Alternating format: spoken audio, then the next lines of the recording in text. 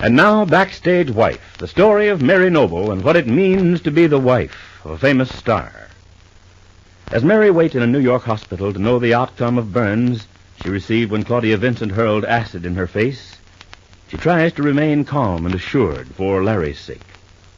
But now that he has left her side for the time being, and her good friend Maud Marlowe is there in the room with her instead, Mary feels able to talk more freely.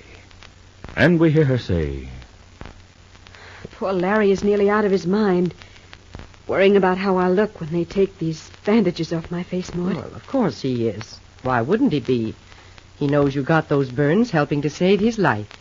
I'd do the same thing over again, even if I knew that Claudia was going to throw acid in my face. Well, let me tell you, Mary Noble, I'll keep you from ever meeting up with that creature if I have to lock you in your room and guard the door myself. Larry would be on trial for his life right now if I hadn't managed to find that evidence against Claudia, proving that she murdered Oliver Wilson. Well, that's all very well and good. But even at that, it might have been better than having you here, like this. No, it wouldn't have been better. Claudia Vincent was going to take the stand and swear that Larry couldn't have killed Oliver Wilson that night because he was in her dressing room with her, with the door locked. Oh, that was fairly clever of her at that. She was going to save her own neck and Larry's at the same time. And let the whole world believe that he had been unfaithful to me. Well, you'd have come out of it unscathed, Mary. That's something.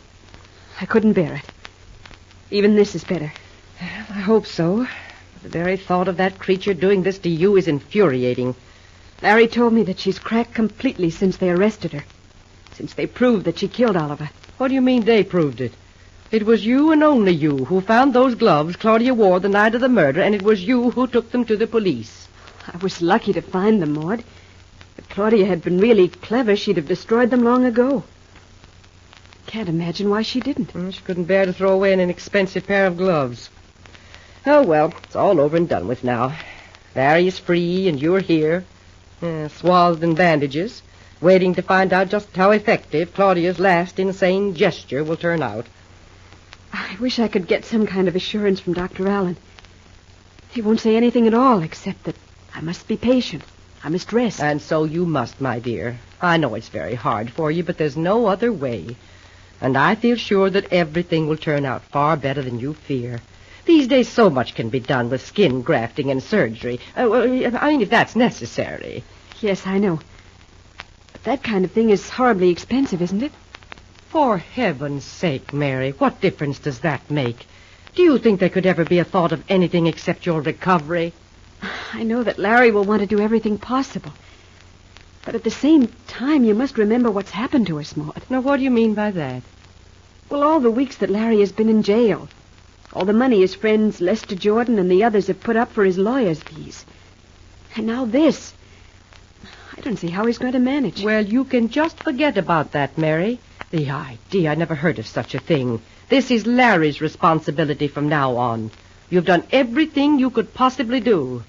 Yes, and this is your reward. I'm not trying to sound brave. I'm just trying to face facts. I know that Larry's going to have a terrible time getting back on his feet financially. Well, I see no reason why he should. He's a well-known actor, and he's entirely vindicated in this murder business. Oh, he'll probably be swamped with offers of plays, and probably even Hollywood will shower him with contracts. I wonder if it wouldn't be a good idea to write to Tom Bryson and see if he can get something out there in Hollywood for Larry. No, you better let Larry work this out for himself. Well, Tom is right there, and he's very well known. He could probably do a lot if I suggested it to him. This has been a fine time for Tom Bryson to be away, I must say. Oh, he couldn't help it, Maud. He's been getting over that bad fall he took. Yeah, that's what he gets for riding horseback at his age. Might have known he'd fall off the first thing. Oh, Maud, that's not fair. Tom rides beautifully. He couldn't very well help it if his horse fell at a jump. Well, perhaps he'll be content to stay on the ground from now on. It'll be months before his back is out of that cast. I honestly think it would be a good idea to write to him. He might get Larry out there right away. What? And leave you here? I kind of think it might be better, Maud.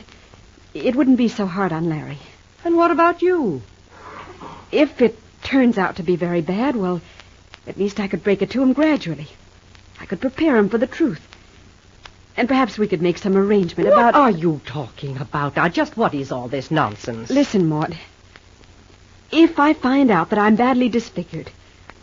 I don't want Larry to be forced to spend the rest of his life being reminded of it. I won't have you saying such things, Mary Noble, as if you hadn't done this to save his life. But, Maud, you don't understand. That's why I couldn't bear it. To be a living reminder of this ghastly mistake would be too horrible for him. It would give him such an inner sense of guilt that I'm afraid he'll grow to hate me. You don't know what you're saying.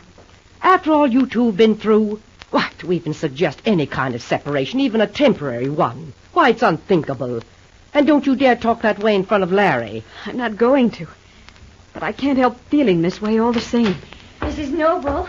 Oh, it's just a shame you can't see the surprise I have for you.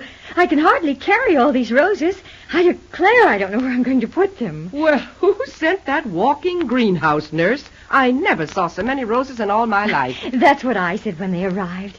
And such long stems. They smell beautiful. Who in the world could have sent them? Oh, I have the card here, Mrs. Noble. If you'd care to read it, Miss Marlowe. Well, do you want me to, Mary? Oh, yes, of course. Very well. Just let me get my glasses out of my bag. Here they are now, then. My brave, wonderful Mary, I pray for your quick recovery. Rupert. Oh, I do think they're beautiful. It's too bad you can't see them, Mrs. Noble. Such a deep shade of red. I think, if you don't mind, nurse, they're a little too much for this room, since I already have so many flowers. I wonder if you could take them out again and perhaps distribute them in some of the wards. But it would be a shame to do that. They're so beautiful. I'm sure Mrs. Noble knows best, nurse. Personally, I couldn't breathe in a room with all those flowers. It would make me faint. Well, of course, if you say so. I think it would be best. Thanks, Miss Clark. I'll be glad to take them. I know they'll be appreciated. But suppose your friend comes to visit and doesn't see them, Mrs. Noble. He won't. And I don't feel ready to have visitors in any case. Well, it's entirely up to you, of course. Oh, that Rupert Barlow, the fool, the idiot. Lucky that Larry wasn't here. I don't see why he did that, Maud. Because he's a meddling, trouble-making, self-centered fool. And I hope you'll tell him so if you ever see him again. I don't think that will be necessary, Maud. Now, why do you say that? Because I doubt very much if Rupert Barlow will be very interested in me. When he learns that my face has been scarred by burns. Oh, I wish you wouldn't keep saying such things, Mary. It's far too soon to know anything. And it's best to believe there won't be any bad after effects. Yes, Maud, I know. I was only trying to tell you that if you and Larry have been right about Rupert Barlow all this time, that you'll never have to worry about him again. And at the same time, we find Larry Noble in the office of Harold Ramsey, well-known Broadway producer. And we hear... I'd like to know just what to expect, Harold. Is there any chance of getting the play back on? Or have you given up on it? I tried to hold the theater, Larry, but I couldn't manage it any longer. I doubt very much if there's a chance of salvaging it even now. But it was a smash hit. Couldn't you pull it together again and carry on? It's not so easy. We've disbanded the company, sent the sets to the warehouse, and made a financial settlement to all the backers. It'd mean raising capital all over again to try to put the play back on.